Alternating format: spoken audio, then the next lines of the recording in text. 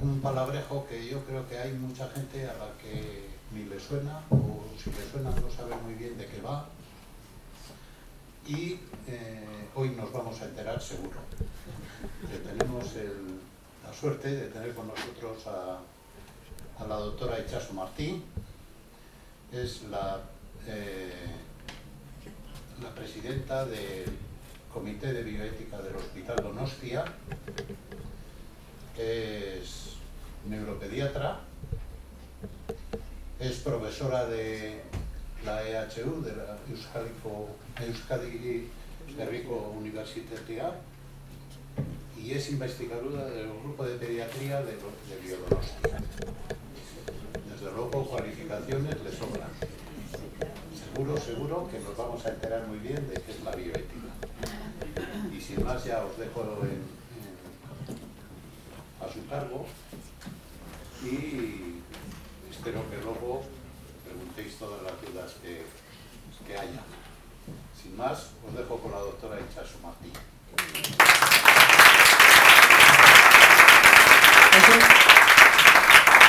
Igual jarriko naiz pasatzeko diapositibak, hori ni eskerrik lehenik eta behin eskerrak eman nahi ditut gonbidapenagatik, Arbil elkarteari. Ez nuen pentsatzen hainbeste jende etorriko zala bioetikari buruz entzuteko, eta eskertzen dizuet danai etortzia eta interesago ikustea.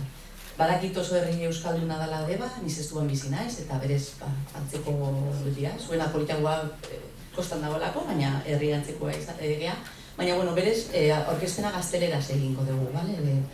Badago jende igual ez dura ulertzen horrepeste, eta gazteleraz egingo dut. Hala ere, edo zer galdera, edo gero komentariotan, euskeraz nahi badezu egin, egin dezakegu. Vale. La mayoría de la gente me conoce como neuropediatra porque es mi trabajo habitual y es en lo que trabajo. Me dedico a los niños, pero desde el 2017 entré en contacto con la bioética, me fui a una charla y me gustó mucho lo que nos contaron, me pareció que era súper importante para nuestro trabajo y entonces, la charla se llama Erronka o retos, que es un poco cuáles son los retos de la bioética en la medicina del futuro, pero también para mí es un reto a ver si os hago pensar o os introduzco un poquito en la bioética.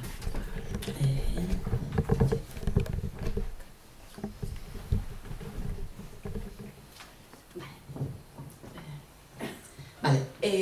La palabra bioética, ¿qué significa? ¿No? Vamos a empezar igual por eso. Bueno, la palabra bioética, pues bioética, la ética de la biología. Y cuando empezó se planteó de esa manera, ¿no? Ya en 1927 un filósofo dijo pues la relación entre el hombre y la naturaleza, la ética de las cosas biológicas. Pero en 1971 Potter, que era médico, lo definió como un puente entre la medicina pensada como el médico de la consulta y las cosas en investigación que se hacen en medicina, y la filosofía. Y entonces se planteó como que todos los problemas que iban surgiendo en la medicina no podían solamente ser arreglados o resueltos por los médicos, y que necesitábamos ayuda también de otro tipo de personas, de filósofos, de abogados, de gente que nos ayudara a resolver los problemas éticos que surgían desde el punto de vista ético. ¿Y por qué esto surge en 1971? Esto no viene de la nada. Van pasando unos cuantos problemas previos que hace que Potter llegue a esta conclusión en este momento. Se considera que la bioética empieza en 1945 con los juicios de Nuremberg. Los juicios de Nuremberg, el juicio de Nuremberg es el juicio que se hizo después de la Segunda Guerra Mundial contra los nazis, y donde se descubrió todos los horrores que habían hecho los nazis con los judíos en los campos de concentración. Y una parte de esos horrores los disfrazaron de investigación médica. Os sonará Mengele, un médico nazi que hacía experimentos con los judíos y, por ejemplo, pues los dejaba morir en el frío para ver cuánto tiempo aguantaba una persona en el frío. Les daban para beber agua salada para saber si el hombre podía aguantar bebiendo agua salada hasta que se morían. Se les inyectaba tinte en el ojo para ver si cambiaba el color de los ojos. Y todas esas cosas salieron en este juicio, ¿no? En el juicio de Nuremberg. Y después del juicio, en 1945, los abogados con la sociedad médica y con la sociedad investigadora hicieron el primer código ético en la investigación médica, que fue en 1947. Y lo primero que dijeron, bueno, estos son más o menos los decálogos que salen, pero al final vienen a decir que lo que se está investigando tiene que ser importante para la sociedad, que tiene que ser algo que verdaderamente traiga un beneficio para la sociedad. Segundo, y muy importante, que el paciente que participa en esas investigaciones tiene que hacerlo voluntariamente, tiene que estar informado de para qué es esa investigación, qué riesgos corre y que quiere participar en eso, que el médico que está haciendo la investigación lo hace sabiendo lo que está haciendo, que es alguien que sabe y que es responsable de lo que está haciendo, y luego que el paciente, si por lo que sea en un momento determinado dice, mira, yo ya no quiero participar en esto, se puede dejar de participar. Y eso es algo que más o menos funda las bases de cómo se hace la investigación a día de hoy y que se tiene que mantener. Esto ya surge en 1947. Pues a pesar de que este código aparece y se instaura en 1947, ya no los nazis, sino los americanos, siguen haciendo investigaciones totalmente poco éticas. En 1963 a 1966, en Willowbrook había un colegio de niños con discapacidad intelectual. Era un colegio donde iban a los niños con discapacidad intelectual y muchos de ellos, por las condiciones de salubridad que había en el centro, se contagiaban de hepatitis. Entonces decidieron que iban a hacer un estudio de cómo era la hepatitis, pero ya les contagiaban desde que entraban. Entonces les contagiaban queriendo de hepatitis para ver cómo funcionaban, cómo luego intentar crear vacunas, intentar hacer cómo era la enfermedad, etc., ¿no? Entonces, los padres firmaban y aceptaban que les pusieran, que les inyectaran, les inocularan la hepatitis, porque había pocas plazas en el centro. Y entonces, como querían que pudieran ir al colegio, la condición era que les dejaran inyectarles hepatitis. Les decían que total, se iban a infectar dentro, entonces mejor ya les infectaban ellos y así les salía gratis ir al colegio. Eso se hizo ya mucho después del código de ética, del código de Nuremberg. Y otro experimento que también en Estados Unidos empezó antes, en 1932, pero que siguió hasta 1972, es a 399 hombres afroamericanos, negros, que tenían sífilis, les engañaron, les dijeron que les iban a dar tratamiento médico gratuito. Como en Estados Unidos la medicina no es gratuita, les dijeron a estas personas que no se preocuparan, que los iban a cuidar y que desde el punto de vista médico que iban a tener la salud, o sea, todo el tema sanitario gratuito. Pero luego, y lo que ellos querían era ver cómo iba la sífilis, cuál era la evolución natural de la sífilis. Era un grupo muy interesante desde el punto de vista médico, porque la sífilis tiene un montón de complicaciones a largo plazo, no solamente en el momento que te contagias, sino muchos años después van apareciendo complicaciones. El tratamiento de la sífilis es la penicilina.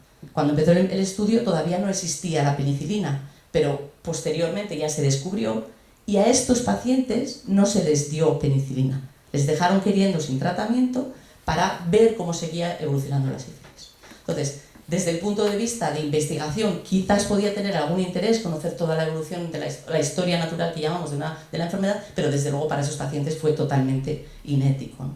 Por eso es tan importante el que alguien se plantee cuál es la ética de los avances científicos, ¿no? No todo puede estar permitido en la ciencia. Esto es lo que removió desde el punto de vista de investigación. Y luego desde el punto de vista de la clínica, de los pacientes, de la relación clínico-paciente, ¿qué tipo de casos hubo que revolucionaron o arrancaron con la ética? Pues uno de los casos más famosos es en 1971, es el caso de Karen Ann Quinlan. Esta es una chica de 21 años que en una fiesta con drogas, alcohol, etc., entró en estado vegetativo persistente, o sea, en estado vegetativo, vamos a decir, como en un coma vigil. Estaba viva, pero pues no había ningún tipo de relación con el exterior. Esta chica, para respirar, necesitaba un ventilador y estaba conectada a una ventilación asistida. Los que decidían hasta entonces siempre eran los médicos. Los médicos decidían qué es lo que se hacía y qué es lo que no se hacía. Y los padres, en un momento determinado, le preguntaron al médico si no consideraban que se podía desconectar a la chica, que no querían que su hija viviera en esas condiciones, que para vivir así, que consideraban que creían que era mejor que le desconectaran. El médico no se esperaba esa pregunta porque nunca le había preguntado a nadie nada, y además, si hay un avance técnico, pues todos queremos el avance técnico, y cómo puede ser que alguien rechace un tratamiento. Entonces fueron al juzgado, y en la Corte Suprema de New Jersey al principio les rechazaron a los padres la petición, les dijeron que no, que tenía que seguir ventilada, que ellos no podían matar a la niña o a la chica. Y lo pasaron luego al Tribunal Supremo, y el Supremo lo aceptó. Entonces, después de este juicio se consideró que los médicos no podían decidir estas cosas solos, que hacía falta que hubiera un comité donde gente diferente se juntara y resolviera estos casos que son tan difíciles de resolver, y que no tienen todos por qué ir a un juicio, que se pueden resolver en comités. Vale. Y esto es un poquito, pues hemos dicho que en 1971, más o menos en esa línea del tiempo queda esa altura, cuando salió la palabra bioética, y bueno, pues otros hitos importantes que también han marcado la historia de la bioética, ¿no? La declaración de Helsinki es otra declaración posterior que se hace sobre cómo hacer la investigación, que es parecida al código de Nuremberg que hemos dicho. En 1967 se hace el primer trasplante de corazón, y para hacer un trasplante de corazón es necesario que el paciente esté en muerte cerebral, pero muerte cerebral no es paciente que no respire, está con un ventilador. Entonces, ¿qué es muerte? ¿Qué no es muerte? Pues en ese momento se lo tuvieron que plantear, y también hubo que ahí pensarlo desde el punto de vista también ético. El caso de Karen and Quinlan que hemos dicho, y luego en 1978 surge el informe Belmont, que trae lo de los principios que vamos a hablar ahora, y en 1979 Beauchamp y Childress, que son creo que son dos filósofos, hablan sobre los principios en la bioética médica. Vale.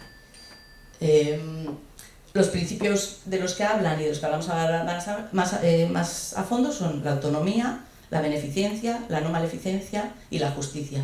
Y más o menos esto es lo que se llaman los principios en bioética, y con esto más o menos nos podemos entender todos, porque es algo que lo utilizamos muy a menudo cuando hacemos juicios desde el punto de vista ético, ¿no? ¿Y de qué va esto? Bueno, la autonomía es uno de los principios que más tarde lo hemos incorporado en medicina. Es decir, autonomía es la autonomía que tiene el paciente a decidir qué es lo que quiere que se haga en su caso desde el punto de vista de paciente. Hasta hace no mucho tiempo la medicina ha sido muy paternalista. El médico es el que sabe, el médico es el que decide, y el paciente asume. Entonces esto poco a poco va cambiando, y el paciente cada vez tiene más que decir en la relación que tiene con los médicos. Pero desde el punto de vista médico, los médicos tenemos que entender que siempre es una relación que no es del todo igual. Es decir, sin querer nosotros estamos en una posición privilegiada por ser médico con respecto al paciente. Es decir, que es desigual. El paciente nos abre su casa, por eso he puesto la puerta, nos abre su corazón, su mente, su cuerpo, pero no lo hace porque quiere, sino porque necesita contar muchas cosas al médico, necesita dejarse explorar para que el médico le pueda ayudar. Y por lo tanto el médico tiene que tener siempre en cuenta eso y respetarlo. Y respetarlo significa pedirle permiso cuando va a hacer algo. Es decir, pues por eso se pide el consentimiento informado. El consentimiento informado no es que alguien firme lo que quiere, o sea, que tiene que hacer esta prueba, hace falta firmar. No. ¿Por qué hace falta firmar? Porque yo te estoy pidiendo permiso de que vamos a hacer esta prueba. ¿Te parece bien? Esta es la razón por la que quiero hacer esta prueba. Por eso es importante informar adecuadamente.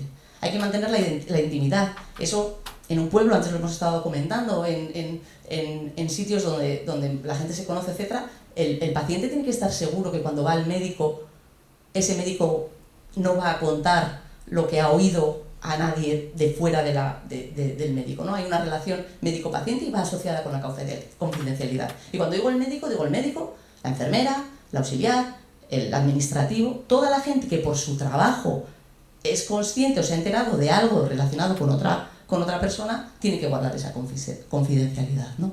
Y es verdad que a veces cuando nos llevamos la autonomía muy hasta el fondo, es decir, cuando no, eres autónomo, decide tú.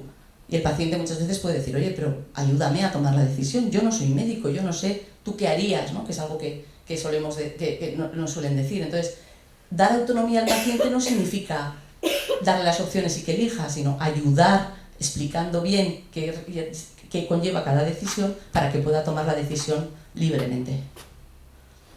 Otro de los principios es la beneficencia, que beneficencia es hacer el bien al otro. ¿Qué significa hacer el bien? Pues hacer el bien al otro es hacer su bien, no hacer nuestro bien. Y aquí entran los valores. ¿Qué es hacer el bien? Pues cada uno tiene su vida y sus intereses y sus valores, y lo que para mí puede estar bien, para el otro puede que no esté tan bien, ¿no? Aquí, por ejemplo, pues pueden entrar los valores de los testigos de Jehová. Los testigos de Jehová no, dentro de sus creencias, que las creencias son valores, si una persona es creyente, eso entra dentro de sus valores, puede considerar que le pasen la sangre de otra persona pues está corrompiendo su alma, y que eso pues va muy en contra de sus valores. Entonces, aunque al médico desde el punto de vista científico le parezca que transfundirle sangre es lo que tiene que hacer porque es lo que es bueno para él, si el paciente dentro de sus valores eso es algo que no puede admitir, pues al final el médico tiene que respetar los valores del paciente, ¿no? O sea, es importante entender cuáles son los valores del paciente. Y creo que esa fala se explica muy bien qué es hacer el bien, es decir, pues no siempre hacer el bien puede ser curar, pero sí lo que espero es que siempre me vayan a cuidar, que el médico le corresponde no solamente curar, sino también cuidar en todo el momento al paciente en sus valores. Jordi Varela es un gerente que estuvo de gerente en Barcelona y que ha escrito un libro de vulnerables a poderosos, que es un libro que es bastante bonito, de historias cortas sobre la gestión de la medicina y sobre cómo va, sobre cosas importantes, sobre de dónde venimos en la medicina y hacia dónde vamos, ¿no? Que también es interesante. Y él escribe este código para el paciente, ¿no? De cosas que tenemos que escuchar los médicos sobre los pacientes, ¿no? Y es verdad que aquí casi todos sois pacientes, no sois médicos, pero creo que está bien también conocer cuáles son los derechos como paciente, ¿no? Y que son cosas que se pueden pedir y que hay derecho a pedirla, ¿no? Primera, llamarnos por nuestro nombre. Es verdad que el que alguien nos conozca por nuestro nombre nos da identidad y no somos un número, no somos una enfermedad, ¿no? A veces los médicos podemos ir el del cáncer de pulmón, el paciente de la hepatitis autoinmune, y es no, pues María, Josu, bueno, pues es diferente porque ponerle nombre le da en torno a todos los valores de esa persona, ¿no? Explicarnos qué nos pasa con un lenguaje inteligible. Los médicos lo que más aprendemos en medicina son nombres raros, y esos nombres raros tenemos que entender que la gente no los entiende y que hay que explicarlos. Dame tiempo para digerir noticias difíciles. Eso es algo que no hacemos, o sea, hablamos muy rápido y hablamos mucho, y entonces pues cuando unos pacientes se queda enganchado igual con lo primero que le han dicho y dice, uff, me han contado un montón de cosas y ya no sé lo que me han dicho. Escuchadnos activamente, ten paciencia con nosotros. Dicen que los médicos dejamos 12 segundos antes de cortar al paciente. El paciente empieza a contarnos algo y a los 12 segundos ya le hemos cortado. Entonces, bueno, pues tenemos que aprender a dar tiempo. Decidnos la verdad, pero tened cuidado con el lenguaje no verbal. A veces estamos diciendo algo con la boca, pero el cuerpo está diciendo otra cosa. Y eso también, pues, los pacientes que están súper atentos a lo que se les está diciendo son muy conscientes de eso. Sean simpáticos y, si es posible, empáticos. Nos gusta participar en el grupo, eso es algo que cada vez se está teniendo más en cuenta. Hasta ahora todas las investigaciones y todo se hacían pues lo que los médicos pensábamos que era importante, y ahora estamos empezando a incluir a los pacientes, a los grupos de pacientes, decir, bueno, para mí es importante, yo qué sé, un tratamiento que haga esto, y el paciente me dice, no, para mí es importante que el tratamiento haga esto, o que el tratamiento no sea intravenoso, o que sea oral. Entonces, bueno, pues incluir a los pacientes en las tomas de decisiones, humanizar las instalaciones. Y eso, pues sabemos que no siempre podrás curarnos, pero no olvides que siempre podrás cuidarnos. Y cuando existe el conflicto, el problema es de los dos, ¿no? De que no hemos sido capaces de crear un vínculo adecuado. Bueno. Otro, es a veces difícil entender cuál es la diferencia entre no maleficencia y beneficencia. Dices, pues uno es hacer el bien y el otro no hacer el mal. Bueno, no hacer el mal es pues los riesgos a los que metemos al paciente, ¿no? Y aquí un poco antes hablábamos de la huelga de médicos, pues con lo de no hacer el mal, el error médico pues también depende de cuánto tiempo dediquemos a los pacientes y de cómo estemos de rescatados, de descansados los médicos. Trabajar 24 horas aumenta el riesgo para los pacientes, ¿no? Y eso pues creo que también las instituciones lo tienen que tener en cuenta. Y el último es justicia. Justicia desde el punto de vista médico quiere decir sobre todo el reparto de recursos. Los recursos en medicina son finitos y aunque todos tenemos la sensación de que tenemos derecho a todo, pues es verdad que los recursos son los que hay y hay que repartir entre todos para que sea justo. Repartir entre todos no significa darles a todos lo mismo. A mí me gusta bastante este dibujo. Yo lo hago mucho con mis pacientes, que soy neuropediatra y por lo tanto veo niños con discapacidad. Entonces hay niños que tienen muchos y niños que tienen poco. Si les damos lo mismo a los que tienen mucho y a los que tienen poco, no estamos siendo justos. Hay que dar más a los que tienen poco para que lleguen a tener lo mismo que los que ya de por sí tienen mucho, ¿no? Y eso a veces nos cuesta. Creemos que justicia es repartir a todos igual y justicia es repartir según las necesidades a cada uno. Bueno, entonces nos hemos manejado bastante bien con los principios, pues con autonomía, beneficencia, no maleficencia y justicia, pues podemos más o menos arreglar la mayoría de los problemas éticos. Por ejemplo, podríamos utilizar, lo voy a decir un poquito más tarde, nos ha ayudado mucho desde el punto de vista de la bioética, pero hay algunas dudas y una de ellas es si son universales. Es decir, por ejemplo, la autonomía, que nos parece tan importante a nivel occidental, pues en Estados Unidos, en Europa, en Oriente no es tan importante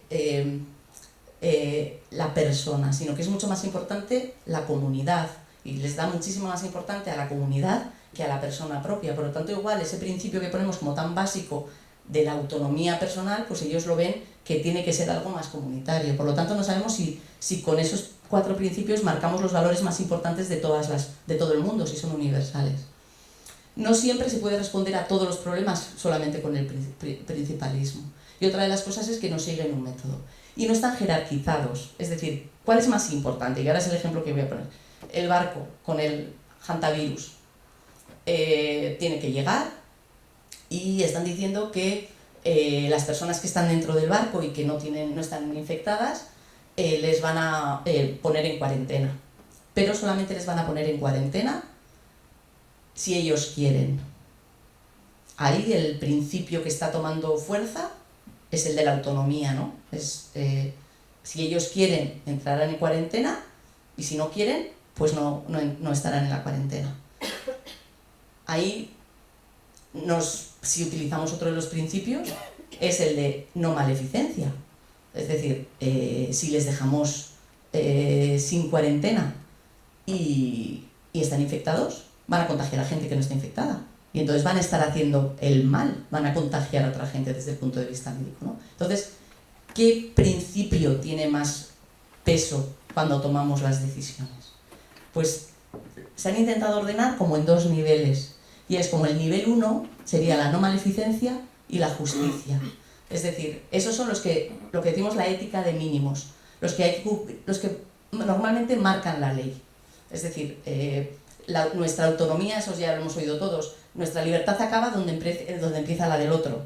Entonces, nuestra autonomía acaba cuando estamos haciendo daño al otro. Podemos decidir sobre nosotros, pero si nuestras decisiones afectan al otro, ya nuestra decisión acaba, ¿no? Entonces, a mí no sé qué van a hacer en este caso y cómo lo van a hacer, pero en principio la no maleficencia, el no hacer daño a los demás, tiene que estar por encima de la autonomía.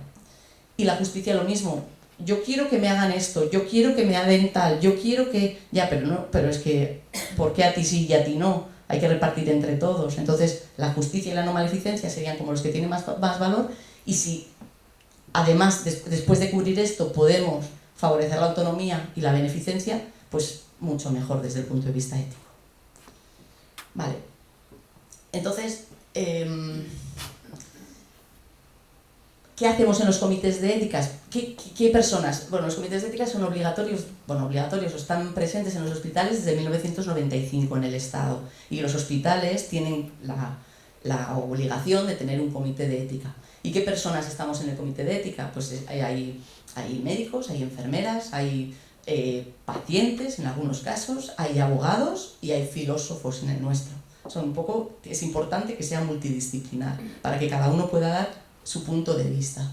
Entonces, ¿cómo funcionamos? Pues se nos trae una pregunta, que al final la pregunta siempre es la de, normalmente un médico o un profesional, una enfermera, que ante una situación conflicto ético, nos pregunta qué debo hacer y pues nosotros damos una respuesta. Hay que entender que nuestra respuesta no es una certeza y no es que haya que hacerlo, y otra de las cosas que es importante es que no es vinculante, es decir, nosotros les damos información, le damos consejo, pero luego la persona decide qué es lo que va a hacer, no es obligatorio que haga lo que nosotros hemos dicho que haga, ¿vale? Y tampoco decimos nosotros, o sea, y hay veces que la gente nos dice, bueno, pero me van a denunciar si hago esto, la gente a veces confunde la ética con la legalidad, a veces parece que nos importa más no tanto si hacemos bien, sino que no me pillen haciendo el mal y que vaya a juicio por esto, ¿no? Muchas veces va por ahí, ¿no? Entonces, nosotros no somos jueces, nosotros lo que damos es una idea de cómo hacer el pensamiento desde el punto de vista ético. Y para eso nos basamos en los valores, ¿no? Si tomamos, por ejemplo, una pregunta, puede ser, por ejemplo, pues eso, con los testigos de Jehová, ¿no? Un médico que tiene que operar a un paciente de una enfermedad en la que es muy probable que necesite sangre y una transfusión. Y el paciente no quiere que se le transfunda, pero quiere que se le opere. Y entonces el médico pues hace la pregunta de qué es lo que tiene que hacer, qué es lo que hay que hacer. Le añade o sea, le opera y le transfunde, bueno, más que le opere y le transfunde, si el paciente no le da derecho a transfundir, ¿tengo yo que asumir el riesgo de operarle si luego no le voy a poder transfundir? ¿O hago lo que me parezca y le transfundo? ¿O no le opero? ¿No? Entonces, ¿qué tengo que hacer? Entonces, lo que intentamos desde el punto de vista de la bioética es detectar cuáles son el conflicto de valores, es decir, qué valores que tiene esa persona, tanto el médico como el paciente, están entrando en conflicto.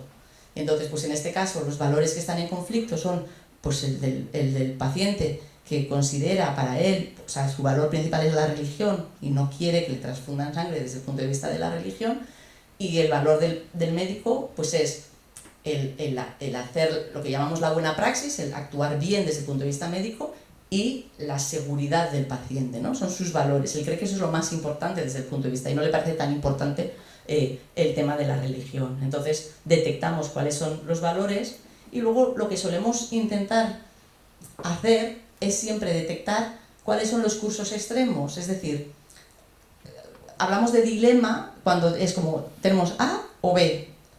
Y hablamos de conflicto cuando podemos darle más opciones entre medio, ¿no? Y entonces por eso quitamos la palabra dilema muchas veces y utilizamos la palabra conflicto. Dilema, pues es, ¿le opero o no le opero? Entonces parece que no podemos salir de ahí. Y claro, nosotros eso los identificamos como si fueran cursos extremos, como si fuera como, o sea, bueno, le opero y le pongo la sangre. Pero ahí dañamos mucho los valores de esa persona, del paciente. Y no le opero, pues ahí dañamos mucho el hacer bien del médico, ¿no? Entonces tenemos que intentar no dañar los valores más preciados por cada una de las personas y buscar acciones que puedan ser válidas para los dos, es decir, buscar opciones intermedias, que es lo que llamamos los cursos de acción óptimos intermedios, en los que puedan ponerse de acuerdo los valores o se puedan preservar los valores de los dos. Por ejemplo, bueno, ¿hay alguna opción de que se le puedan hacer, extracciones de sangre a ese paciente previamente durante se pueden hacer luego autotransfusiones, o sea, a un paciente le sacan sangre a él, se guarda esa sangre y luego a ese paciente se le transfunde su propia sangre. Hay cirugías también que en vez de hacerlas de tal manera se pueden hacer de otra y que se necesita menos veces sangre. Imaginemos que no hay ninguna opción. Bueno, pues el paciente acepta el riesgo, pero le da miedo cómo puede fallecer. Nos aseguramos de que ese paciente vaya a tener un cuidado paliativo adecuado. Es decir, damos esos cursos de acción intermedios que igual el médico en el momento lo ve como esto o esto y dice, bueno, vamos a pensar opciones intermedias que nos valgan a todos. Y eso es un poco lo que intentamos hacer en el comité de ética. Para saber si estamos haciendo bien o no, porque no trabajamos con certezas y nadie nos va a decir si lo estamos haciendo bien o no, utilizamos estas 3 pruebas y ¿es legal lo que estamos haciendo? O sea, nunca el comité de ética va a dar o proponer una acción que no es legal. Obviamente tenemos que entrar dentro de la legalidad. 2, ¿podemos hacer pública nuestra decisión? Si si la solución de un problema la tenemos que guardar en escondido porque no queremos contarlo, porque hay gente que no le va a parecer bien, no es una buena decisión. Tiene que ser una decisión que no nos cueste contarlo a la gente porque sabemos que lo que estamos diciendo está bien hecho. Entonces, si lo podemos contar abiertamente, es que la decisión es buena.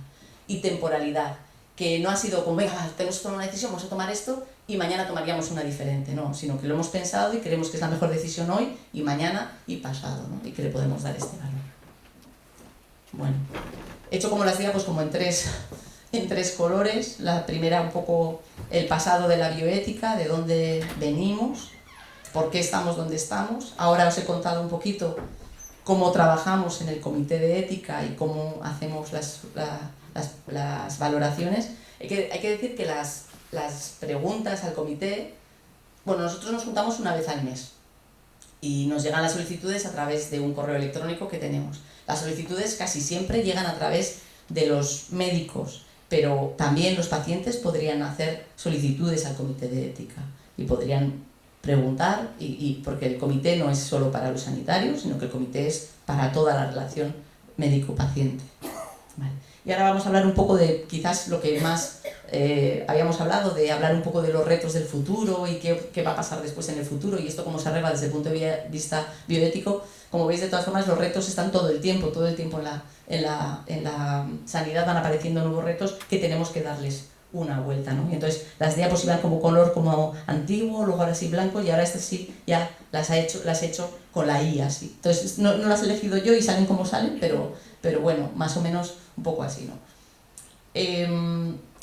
Las nuevas tecnologías, ¿qué suponen desde el punto de vista de medicina? ¿Qué es lo que han traído o lo que van a traer y a qué nos enfrentamos, ¿no?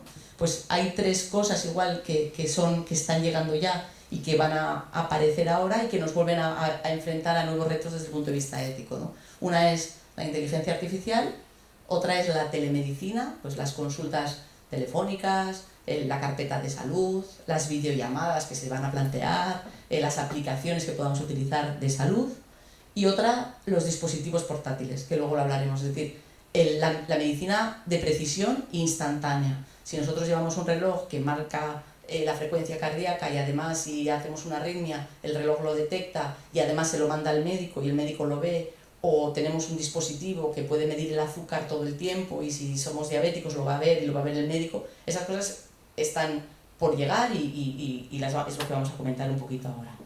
Vale. Empezando un poco con la telemedicina y las apps, ¿no?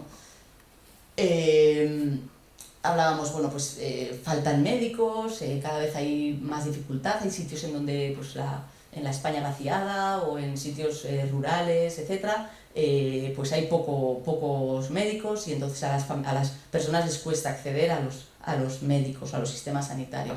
La telemedicina puede ayudar pues porque pues a través de una videollamada o a través de una llamada telefónica, que no es telemedicina, pero bueno, eso también es algo nuevo, o a través de una aplicación, pues puede haber una relación entre el médico y el paciente. Esto hace que podamos llegar a más sitios con menos personal y parece que es algo positivo, pero un poquito esta gráfica de aquí lo que viene a decir es un poco eso, ¿no? Lo de la ley de cuidados inversos, es decir, normalmente las personas que necesitan más medicina, que serían las de naranja o las de rosa, los que necesitan más medicina son los que tienen normalmente menos acceso a la alta tecnología, ¿no? Pues normalmente la gente mayor, que es la gente que más necesita desde el punto de vista médico, es la que menos bien se apaña con las nuevas tecnologías y por tanto al final pues estamos dando mucho acceso a la medicina a personas que en el fondo no necesitan tanta medicina, tanta salud. Entonces, ¿qué es lo que pasa? Pues que podemos estar muy desbordados por esas peticiones de personas que en el fondo no necesitan ese cuidado y estamos pudiendo dejar de lado a las personas que verdaderamente lo necesitan, ¿no? Y eso puede ser a nivel de personas mayores o personas con pocos recursos o personas de países donde no existen tanta tecnología. Al final estamos dándole una herramienta nueva a justo a las personas que menos lo necesitan. Volvemos a afectar un poco al tema de la justicia. Esto es lo de la caja negra que antes también hemos estado comentando, ¿no? La inteligencia artificial. La inteligencia artificial lo que hace es crea modelos, automatiza modelos que hacen más fáciles tomar decisiones. los médicos tenemos muchos... O sea, ¿cómo actúa un médico? Un médico ve un paciente, el paciente le cuenta unos síntomas, cuando ve esos síntomas explora al paciente y busca en su biblioteca cerebral, lo que hace el diagnóstico diferencial de las cosas que pueden ser. Y luego pide las pruebas, si es que tiene que pedir pruebas, o pone un tratamiento según sus posibilidades de diagnóstico. Claro, para que el médico nos pueda diagnosticar de lo que tenemos, el médico tiene que conocer esa enfermedad. Si no la conoce, no nos puede diagnosticar. Y para ponernos el mejor tratamiento, tiene que tener en la cabeza todos los tratamientos que existen para esa enfermedad. Cada vez, para los médicos, es más difícil conocer todo lo que hay en medicina, porque cada vez la medicina está más avanzada. Entonces, saberse todas las enfermedades, todos los tratamientos de todo, cada vez es más difícil. Por lo tanto, la inteligencia artificial, que manipula un montón de datos, pues nos va a mejorar eso. Vamos a tener mejores diagnósticos y además nos van a dar el tratamiento ideal para nosotros. Por lo tanto, nos va a ayudar a tener una medicina mejor.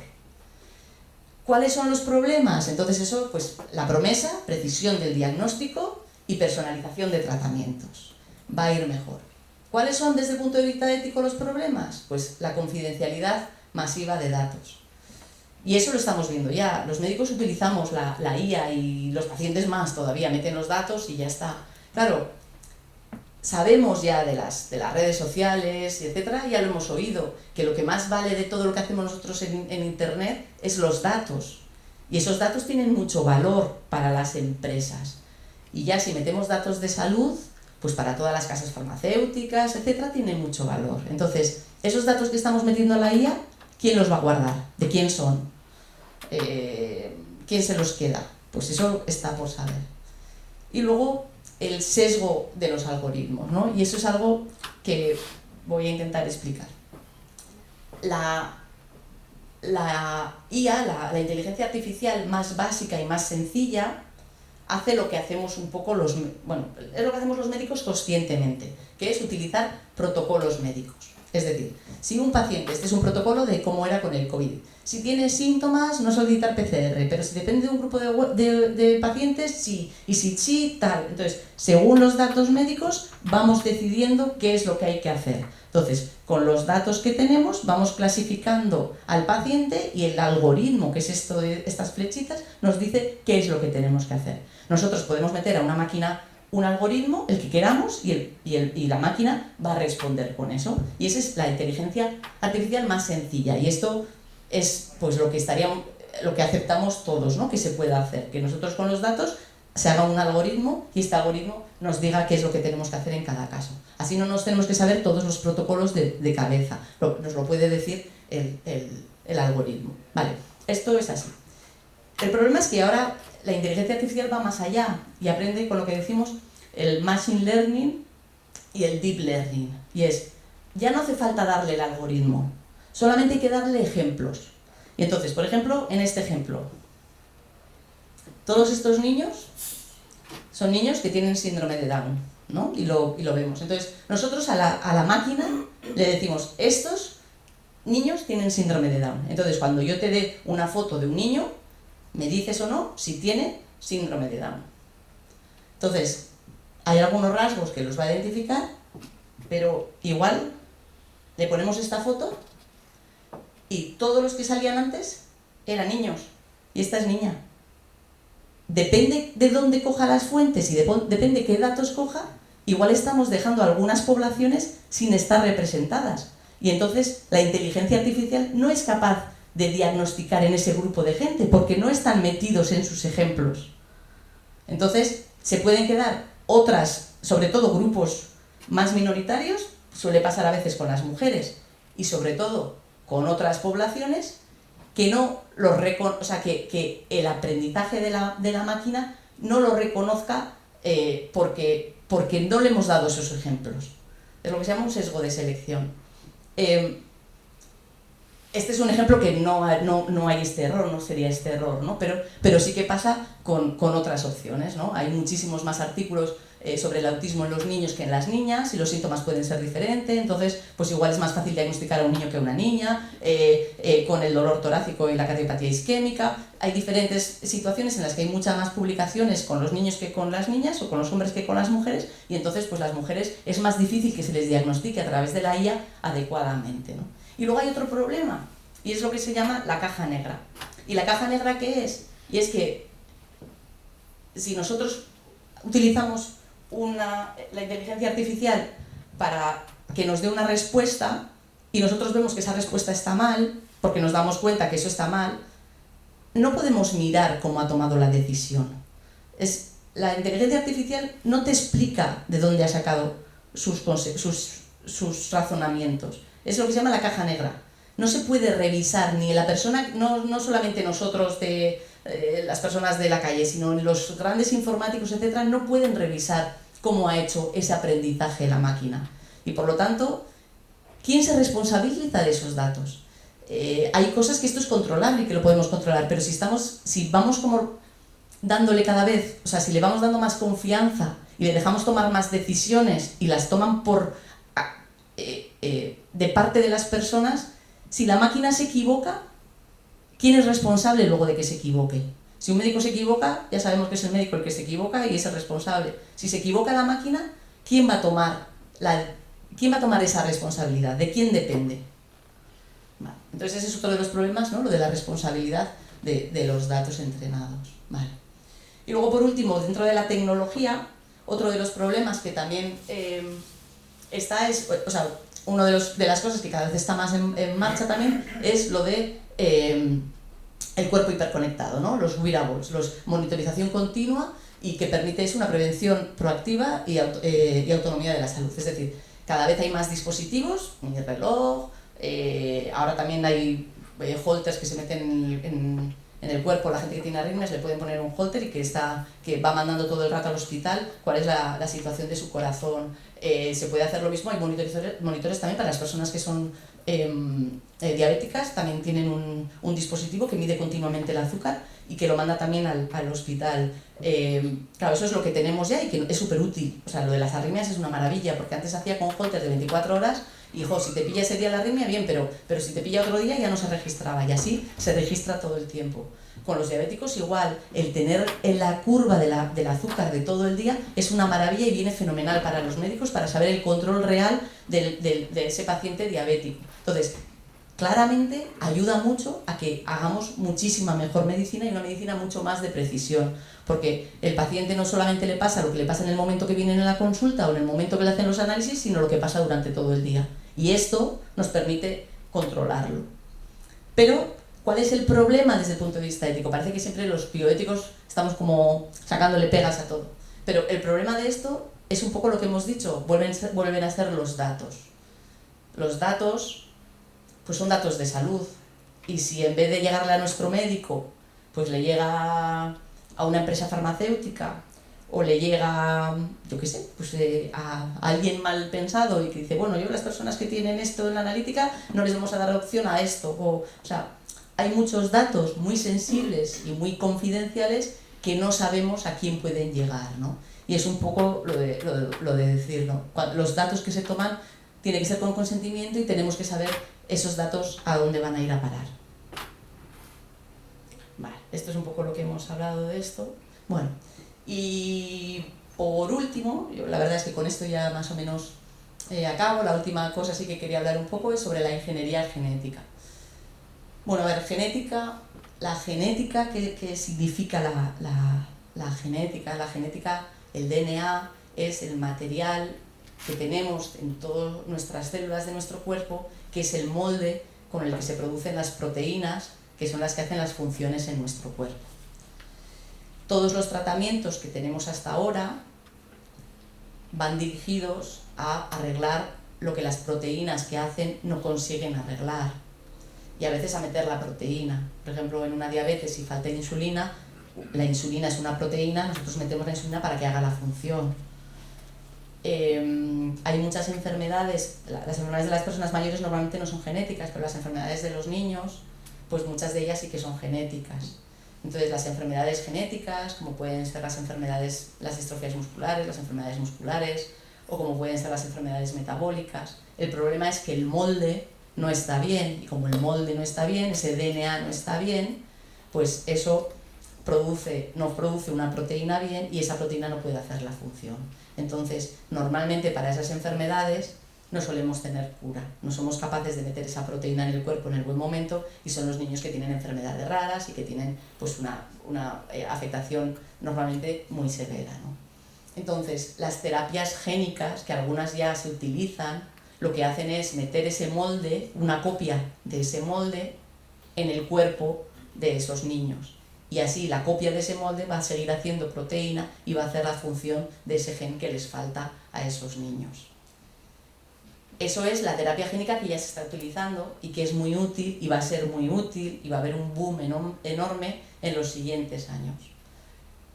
Vamos más allá, pero claro, ese niño le vamos a meter una copia de ese gen y la técnica a día de hoy se queda en ese niño, pero si el niño ese tiene descendencia, su descendencia va a volver a tener la enfermedad porque su molde de sus espermatozoides y sus óvulos no está cambiado, de sus células germinales, solamente sirve para su cuerpo. Entonces hay un segundo paso y es, bueno, para arreglar estas enfermedades de una manera definitiva, vamos a cambiar las células germinales. Vamos a hacer la terapia génica directamente en el embrión recién creado, cuando el óvulo y el espermatozoide se acaban de juntar. Y así ya todas las células de ese niño va a estar ya bien con el gen completo y bien hecho. Y eso es lo que se llama hacer modificaciones de las células germinales. Eso a día de hoy todavía técnicamente no es posible, o no está claramente posible y desde luego no se hace en la técnica habitual. Pero bueno, se hizo en China de una manera ilegal y no regulada, y 2 niñas que tenían una enfermedad genética que se conocía que los padres podían transmitir esa enfermedad, las niñas ya nacieron sin esa enfermedad porque se había utilizado esa técnica. Pero no se ha comprobado bien y no se sabe si es seguro o no, y no se ha vuelto a replicar en ningún momento, y eso está prohibido. Cambiar células germinales todavía está prohibido. ¿Por qué? Pues porque una cosa, empezamos cambiando una enfermedad y es una enfermedad importante, y entonces pues esa enfermedad importante la queremos curar, y entonces si cambiamos ya esa célula en ese niño, ya luego todas sus células y ya no lo va a transmitir a otros niños, y qué bien que hemos quitado y erradicado esa enfermedad. Ya, pero luego pasamos de la enfermedad al perfeccionamiento. Un niño es bajito y en esa familia todo el mundo es bajita. Ay, si fueran 10 centímetros más altos es que les vendría fenomenal, porque o han tenido mucho complejo, y si cambiamos y les hacemos un poquito más altos, pues igual mejor. O en esta familia hay muchas personas que a nivel intelectual pues están un poco ahí, pero si fueran un poco más listos estaría fenomenal, ¿no? Entonces al final es lo que llaman la pendiente resbaladiza, que empezamos a cambiar una cosita, pero luego queremos cambiar otra y luego vamos cambiando otra, y entonces ¿dónde está el límite? ¿Qué pasa de ser tratamiento a qué pasa de ser perfeccionamiento? Y si nos pasamos mucho en esto, ¿hasta dónde nos podemos pasar? Podemos modificar el genoma, y eso ¿cómo va a cambiar luego a la esencia humana?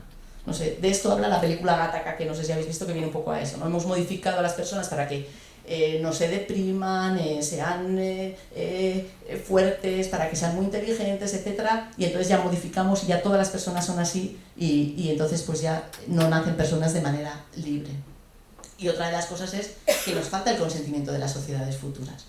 Antes hemos hablado de la autonomía y de la no maleficencia, diciendo nuestra autonomía acaba donde empezamos a hacer mal al de al lado.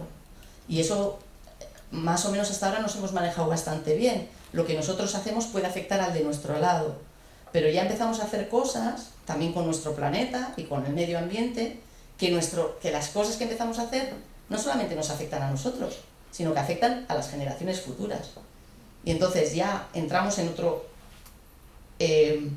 principio ético: no hagas nada que vaya a afectar a las generaciones futuras, porque a las generaciones futuras no les hemos preguntado si quieren eso que les estamos haciendo o no. Y ya con esto acabo. A mí me gusta un montón lo que lo que dice este hombre, Wilson, creo que es antropólogo, que dice que el problema de la humanidad es que tenemos emociones paleolíticas. Emociones paleolíticas es nuestro cerebro, es el mismo que el de las cuevas de Caín, voy a decir de Caín porque que nos queda más cerca. Nuestro cerebro no ha cambiado. Cuando decimos que se ha desarrollado, hemos desarrollado como sociedad, pero nuestro cerebro sigue siendo igual que el de antes y funciona de la misma manera, y por lo tanto nuestras emociones siguen siendo paleolíticas.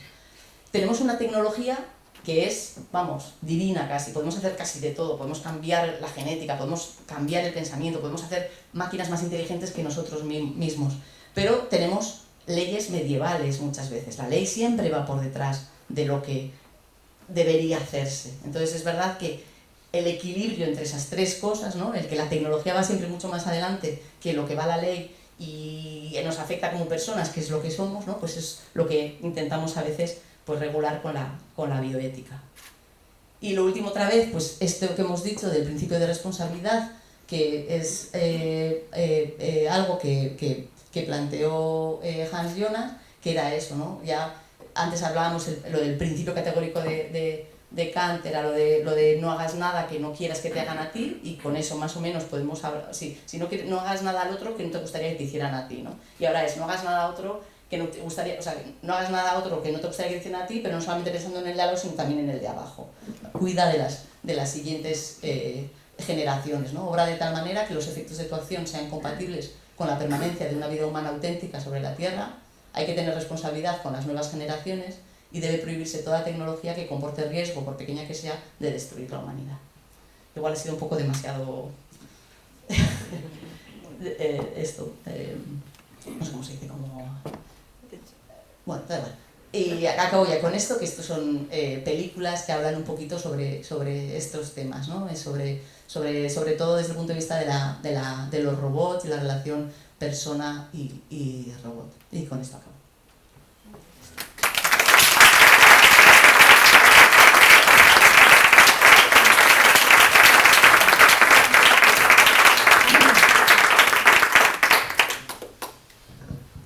No sé, ¿alguien quiere hacer algún comentario? Hola, a ver, mi nombre es Salomé y yo tengo una pregunta. ¿La eutanasia dónde queda ahí? ¿Dentro de la biología? ¿Dentro de la ética? ¿Dentro del proceso evolutivo de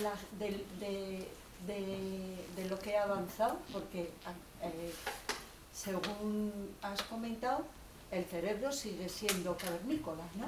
Entonces, todo el proceso de desarrollo que ha habido, los avances tecnológicos y demás, ¿dónde queda la eutanasia? Porque según el último caso que ha habido en el Estado, de esta chica que le ha llevado un proceso de años y demás, entonces, ¿qué capacidad tiene el enfermo o la persona, en este caso, que quiere la eutanasia? ¿Qué le queda por decidir a esa persona si se cuestiona su capacidad mental, si se cuestiona su estado emocional, la familia, el contorno biológico de la familia, religioso? ¿Eso cómo se mide? Porque claro, yo puedo estar a favor de la eutanasia y en un momento dado me puede pasar, pero si tengo un entorno que no lo ve, que no me apoya por ideología, por religión, ¿qué pasa ahí, no? Entonces, ¿dónde está la ética y dónde está la biología? Bueno, ahí todo es ética, ahí todo es ética y vamos un poco, yo creo que a los valores. En la autonomía, dentro de la autonomía hay como dos partes, ¿no? Una parte es el rechazo al tratamiento. Toda persona puede decidir rechazar un tratamiento, a pesar de que ese tratamiento sea muy importante y necesario para curarse. Entonces, cualquier cosa que sea un tratamiento, una persona tiene todo el derecho del mundo a rechazarlo. Pues una persona que tiene cáncer puede, a pesar de que se pueda curar con una cirugía, si no quiere operarse, pues no se opera y lo puede decidir, y está dentro de su autonomía. Esa autonomía no daña al de al lado, no afecta a la justicia y no afecta en nada, entra dentro de su beneficencia, es autonomía y beneficencia, sus valores son así, para mí es muy importante la calidad de vida, yo quiero vivir así. Entonces el rechazo del tratamiento es algo que todos tenemos derecho a rechazar. Y la eutanasia es algo más que el rechazo al tratamiento. O sea, hay que entender que la eutanasia es cuando una persona dice yo quiero acabar con mi vida. Entonces no es rechazar un tratamiento. Digo porque a veces se mezcla rechazo al tratamiento, cuidados paliativos, eutanasia. Eutanasia es que una persona decida que yo así no quiero vivir y quiero que se me administre una medicación para fallecer. Y quiero fallecer.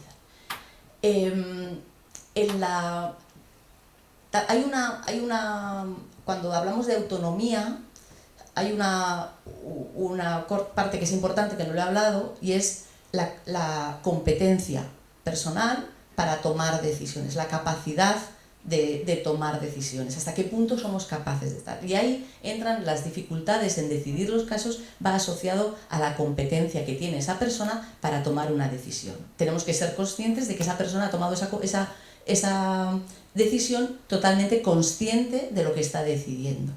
Entonces, desde el punto de vista ético y médico, todo el mundo tiene derecho a tomar decisiones, pero tenemos que estar muy seguros de que esa decisión se ha tomado con total competencia para tomar esa decisión. Cuanto más difícil sea tomar esa decisión y cuanto más efectos tenga esa decisión. A ver si me explico. Si por ejemplo una persona que tiene un deterioro cognitivo, o sea, ha empezado ya con un Alzheimer, o que tiene una discapacidad intelectual, tiene un síndrome de Down, pues tiene derecho a elegir si prefiere una pastilla o un jarabe. Tiene todo el derecho del mundo, es capaz de entender la diferencia entre una y otra y además pues elegir una o la otra, si las dos son igual de eficaces, no tiene unas consecuencias importantes. Cuanto los efectos sean más extremos de esa decisión, es decir, la eutanasia es la más extrema porque estamos hablando de fallecer, tenemos que estar más seguros de que la persona que la toma esa decisión es totalmente libre, consciente y que no hay ninguna situación externa que le esté presionando a tomar esa decisión. Y ahí se basaban las diferentes partes. En este caso había un comité de expertos o dos comités. Bueno, entonces ¿cómo se tiene en cuenta eso? Cuando alguien solicita la eutanasia, primero se lo solicita a su médico representante, al médico con el que tenga más relación, que puede ser su médico de cabecera o puede ser pues, su neurólogo si lo pide porque tiene una ELA o su oncólogo porque tiene un cáncer que no tiene esto. Entonces, eso se lo pide entonces el médico representante hace la solicitud. Esa solicitud pasa a un médico consultor, que el médico consultor es quien revisa que verdaderamente se cumplen las condiciones, es decir, que esa persona es competente para tomar esa decisión. Si hay dudas, se hace como una valoración de la competencia, de la capacidad que tiene esa persona para tomar esa decisión y se evalúa que verdaderamente se le han ofrecido a esa persona todos los tratamientos posibles y todas las opciones posibles.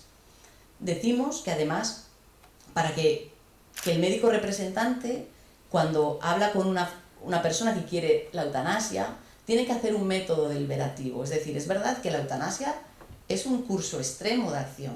O sea, es lo último, es lo más extremo. Entonces tenemos que asegurarnos de que se le han ofrecido a esa persona todos los cursos intermedios posibles sin tener que llegar a la eutanasia, ¿no? Pues ¿por qué pides esto? ¿Tienes miedo a que tengas dolor en el futuro? Pues eso lo podemos arreglar de otra manera. ¿Es porque te da miedo pues el tema de los recursos? Vamos a mirar, o sea, no tiene que ser un problema de que la persona lo pida por presiones externas o por sensación de que no hay otra opción. Si todo ese método deliberativo se ha hecho y esa persona tiene claro que lo que quiere es, pues ya tiene la sensación de que ya su vida está completa y que lo que queda en ese futuro que le espera es malo porque va a sufrir, porque lo va a pasar mal y no quiere pasar por ahí, pues entonces se pasa al médico consultor. El médico consultor lo valora y luego pasa al comité de garantía y evaluación, que lo que hace es mirar si verdaderamente todos los requisitos están bien llevados a cabo. Y si se sigue adelante, eso quiere decir que se han cumplido todas las garantías de que esa persona ha sido libre para elegirlo. Por lo tanto, elegir la eutanasia entra dentro de la capacidad de autonomía y nos tenemos que asegurar que existe competencia suficiente y que la persona que ha decidido y ha tomado esa decisión la ha tomado adecuadamente. Claro, la familia, pues no, es que no está bien, es que la depresión es un atenuante. Dice, no, es que está deprimida. Si no está deprimida, o sea, si no estuviera deprimida, no tomaría esta decisión.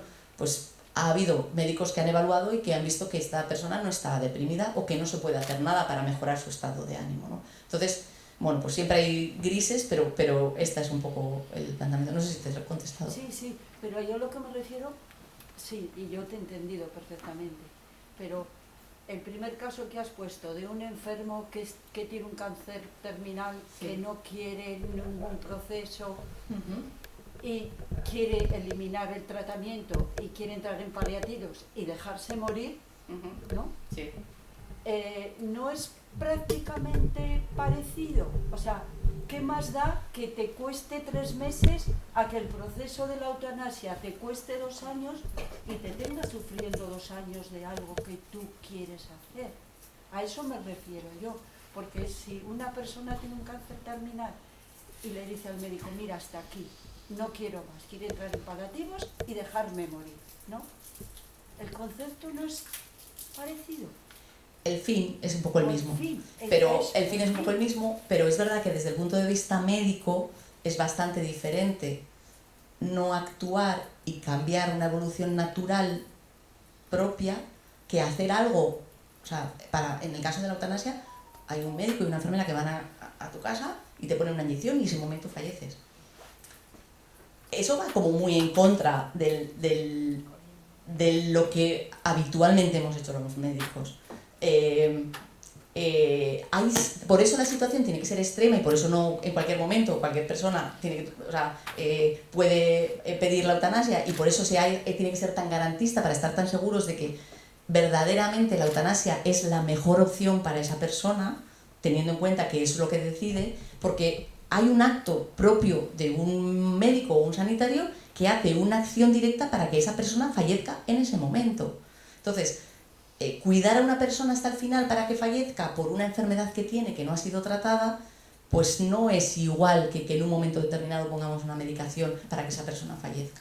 Pero es verdad que yo considero que en algunos momentos es lo mejor para esa persona, por sus valores propios. Dice, pero yo no quiero pasarme 3 años sin conocer a nadie, viviendo en la cama sin conocer a nadie y sin nada. Yo prefiero que mi vida se reconozca hasta aquí, que no exista lo demás. O sea, y de ahí dependen los valores, pero es muy personal y por eso depende de los valores y por eso también hay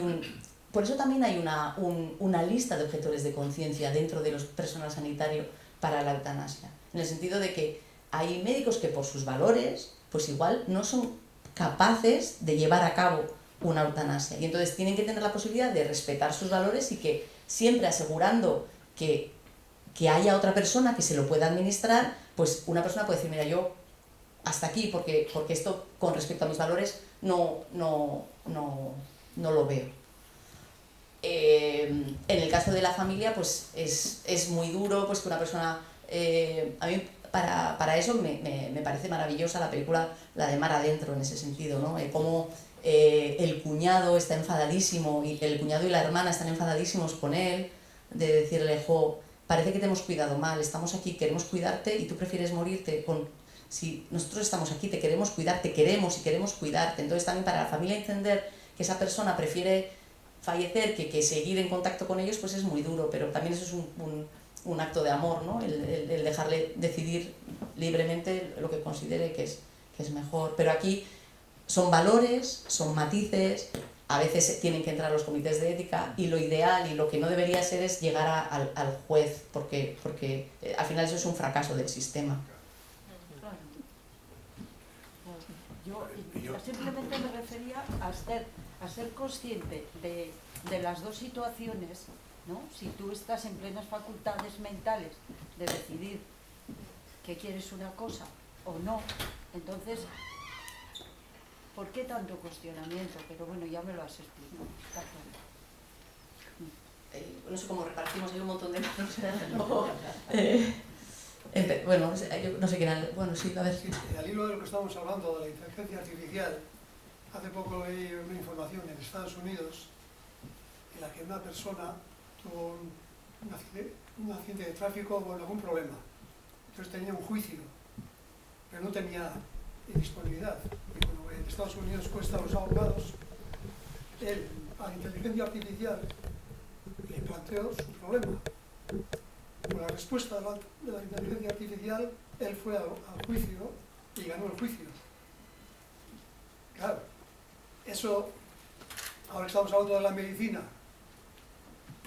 Si llegamos a un momento en el que cada uno, un problema que podamos tener desde el punto de vista de la medicina, lo planteamos a la inteligencia artificial y nos da la respuesta, quiero decir que se presenta ahí una situación de cierta complejidad, ¿no?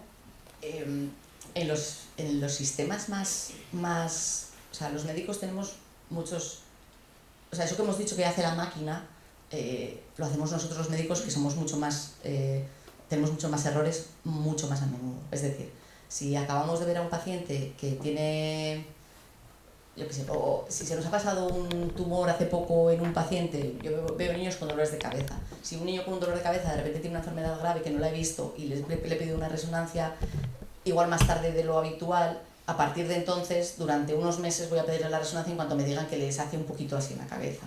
Porque al final es lo que acabamos de vivir, nos afecta a nuestros sentimientos y eso afecta a nuestras acciones.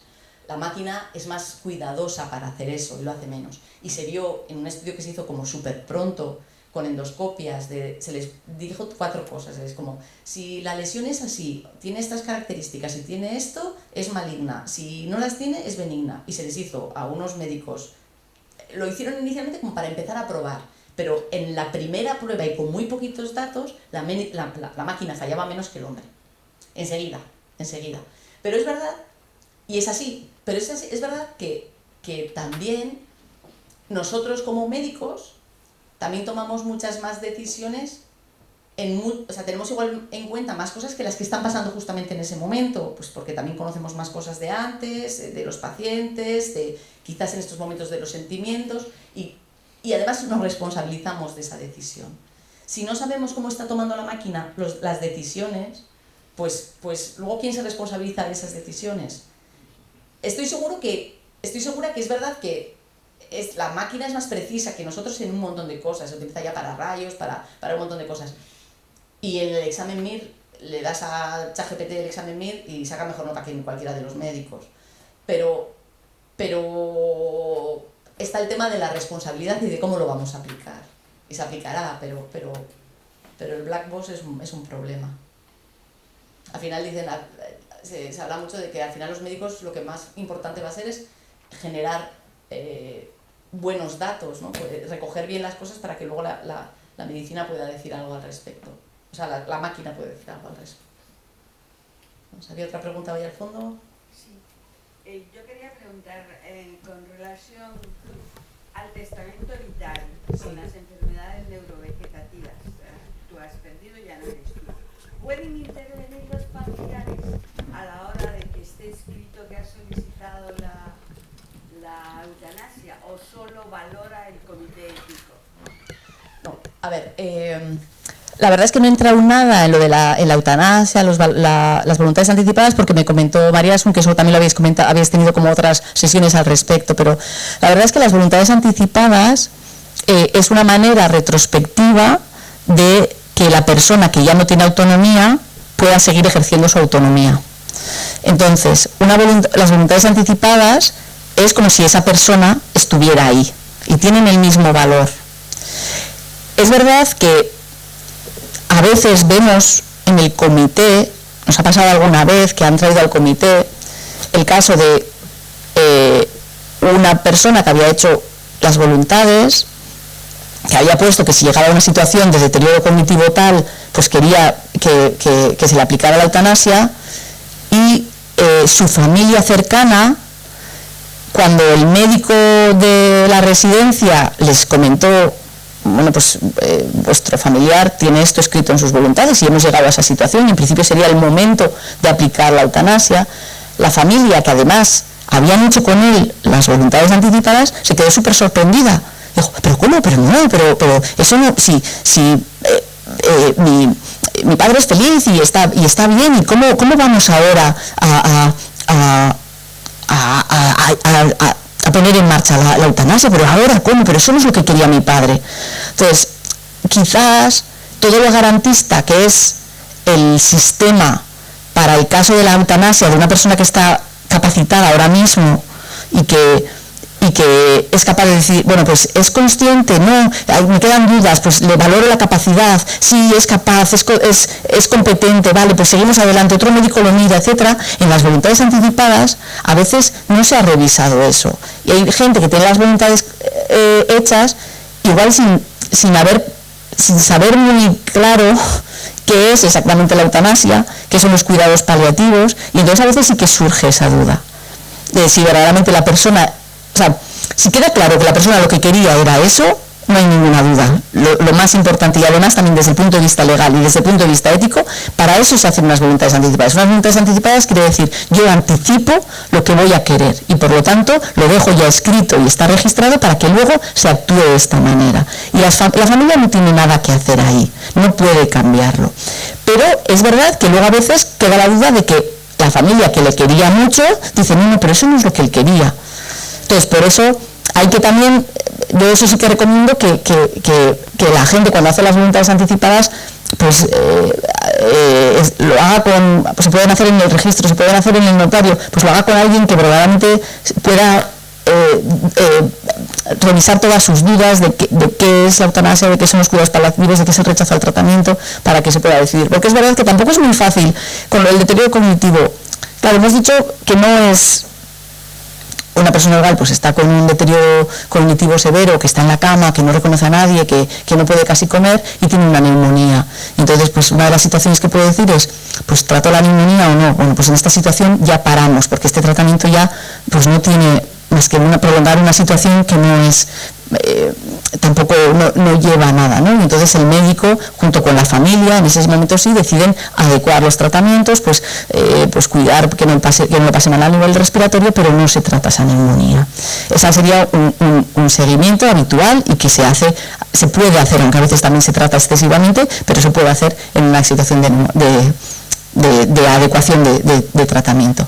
Pero en el caso de la eutanasia significa un día un paciente que igual está perfectamente quiero decir que está en la residencia, que come, se levanta a comer, lo llevan en la silla, baila cuando les ponen música, sonríe, está a gusto, pero no reconoce a nadie y no se acuerda de quién es.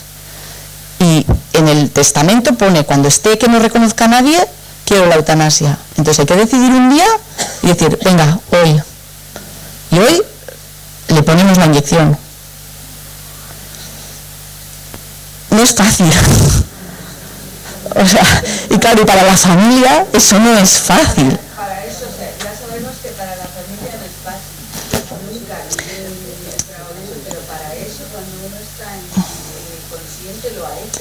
Eso, pero cuando uno es consciente tiene que hablar de esto con su familia y tienen que quedar de acuerdo entre todos. Hay una persona que es el representante, que es la persona que el que ha hecho las voluntades deja como representante, es decir, mira, yo cuando estoy en esta situación tal, bueno, y entonces cuando pase esto, ¿cómo lo vamos a llevar? Entonces, dentro de las voluntades no solo es la eutanasia, las voluntades también puede ser rechazar el tratamiento. Oye, a mí no me tratéis una infección otra vez y otra vez y otra vez, porque yo ya, si estoy así, ya no quiero. No me operéis de una obstrucción intestinal si estoy en esta situación. No me tratéis un cáncer, no. Hay muchas cosas también que se pueden decidir en unas voluntades anticipadas sin tener que ser la eutanasia. Pero si se quiere la eutanasia, que hay total libertad y está dentro de toda la ley, hay que también hablarlo con los seres queridos, con las personas que van a tener que estar allá en ese momento, para que todo el mundo se sienta cómodo de que verdaderamente lo que esa persona quería era lo que está escrito.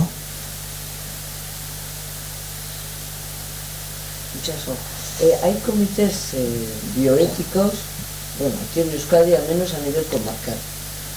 A nivel nacional ya hay algo, y te pregunto el por qué, porque con el tema del crucero, esto, lo otro, ahí tiene que ser una decisión política, una decisión ética, o ¿cómo lo ves? Normalmente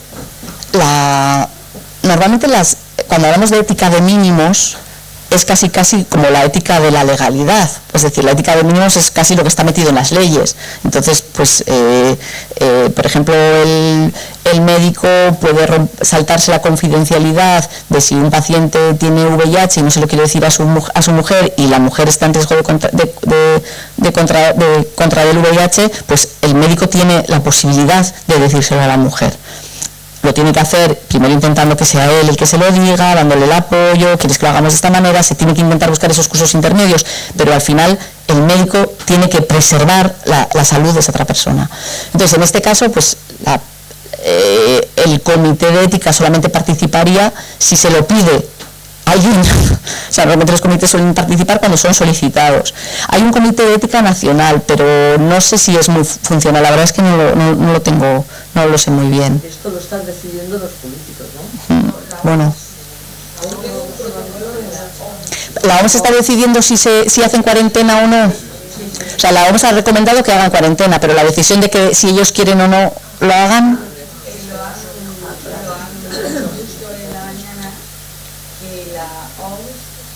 Para los que iban a meter en cuarentena, que la ministra había dicho que era voluntario, no, tienen que hacer la cuarentena porque hay un riesgo.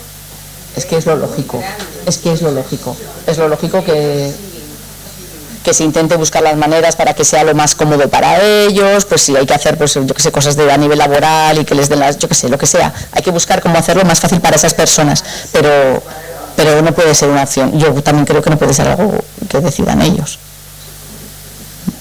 Antes querías comentar alguna. Yo me imagino que tiene que ser a veces muy difícil, porque estamos hablando siempre de adultos que son capaces de tomar decisiones y tal, pero yo supongo que se os plantearán muchas veces situaciones en las que, por ejemplo, niños que no tienen capacidad de decidir por sí mismos, por lo que has hablado, del testigo de Jehová. ¿Quién decide si a un niño se le transfunde o no, si es necesario su padre? El médico.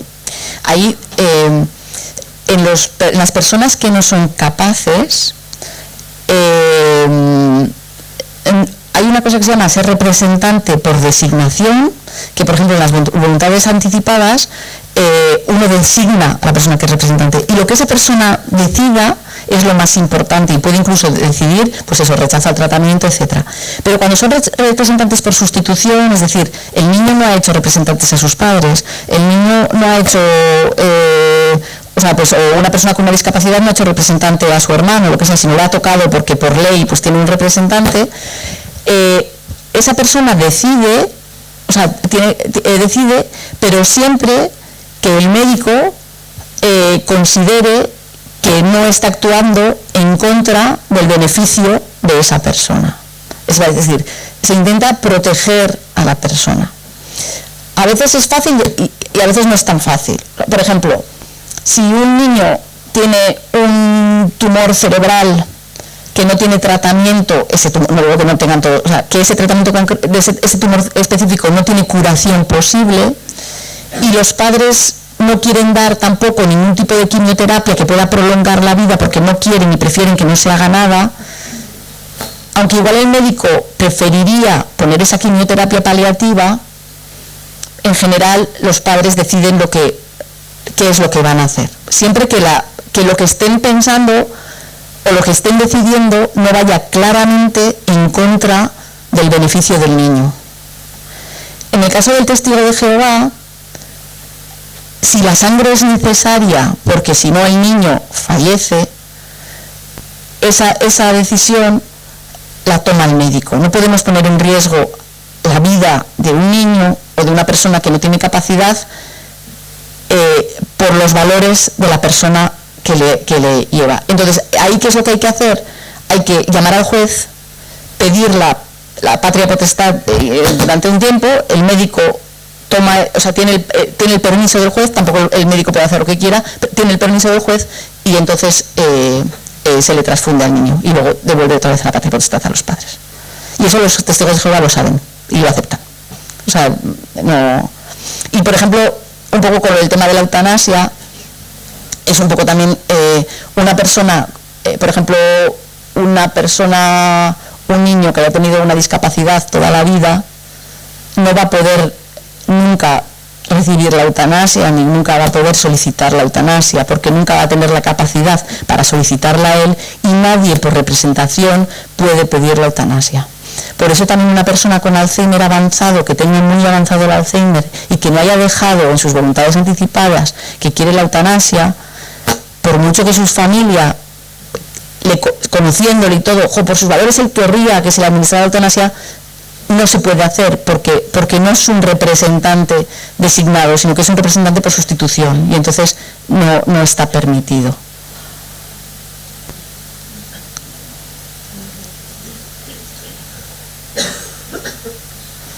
¿Hay alguna otra pregunta? Itxaso, ¿conoceremos robots funcionando como médicos en los ambulatorios?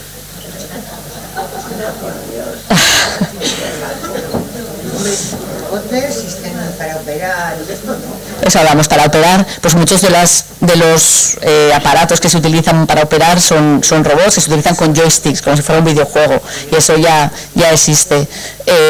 Y pues eso que comentábamos, que le metemos los datos y nos dice lo que tenemos, pues al final casi es como que nos hace de médico, ¿no? Dicen que igual el médico va a estar solamente como para acariciar así al paciente, ¿no? Como para no lo sé.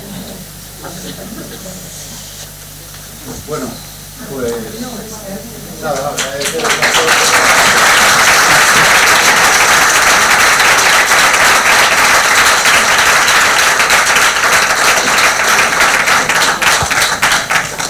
espero que haya quedado un poquito más claro qué es la bioética. Agradeceros a todos vuestra presencia y nada, espero que hayáis disfrutado, yo desde luego sí, de este rato. Muchas gracias.